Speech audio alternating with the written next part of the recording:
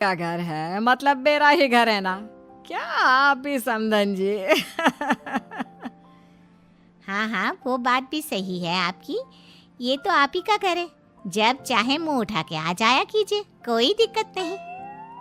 ये कहानी है त्रिवेणी की, जिसकी बेटी मालविका की शादी अर्जुन से होती है।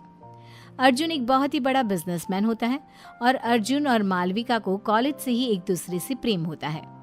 अपनी बेटी महलों में ब्याही गई है, इस बात का पूरा फायदा उठाती है त्रिवेणी, क्योंकि त्रिवेणी को पहले से ही चोरी करने की आदत होती है और अब वो अपनी बेटी मालविका के ससुराल में बार बार जाकर चोरियां करना शुरू कर देती है। तो चलिए देखते हैं कि कैसी है इस बिगड़ी हुई माँ की कहानी। मम्मी, सासू माँ, ये लीजिए नाश्ता। माँ, ये बिस्किट्स आप मत खाइए, ये शुगर फ्री बिस्किट्स सासू माँ के लिए हैं, इन्होंने खास विदेश से मंगवाए हैं। अरे रहने दो मालविका बहू, पूनम रायचंद का दिल बहुत बड़ा है।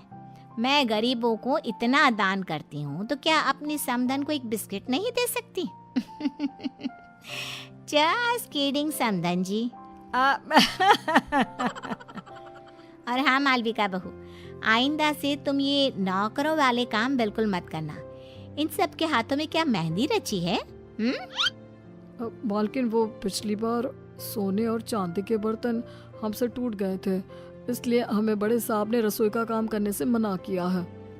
अरे चिल चिल, हम रायचंद हैं और इस महल में ऐसे हजारों सोने और चांदी की चीजें हैं, टूटती है तो टूटने दो, हमारे पास किसी भी चीज की कोई कमी नहीं है।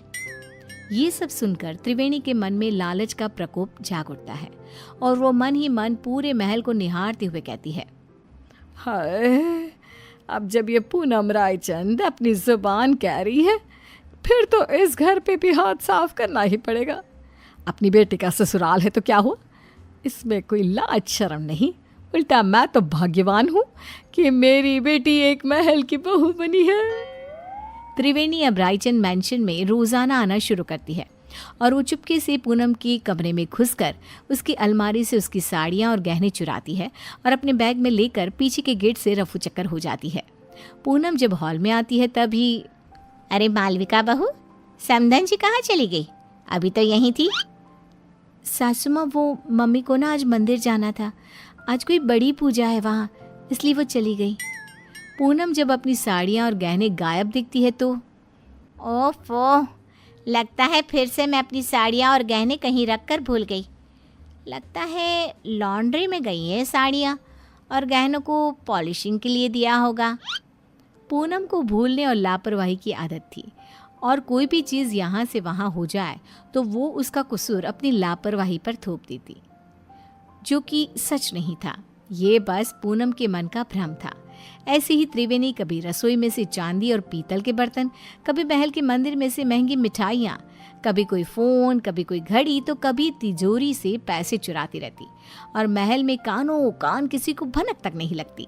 एक बार, अरे ये क्या मालविका, हमारी तिजोरी खाली और खुली क्यों है? इसका मतलब घर में चोरी हुई है।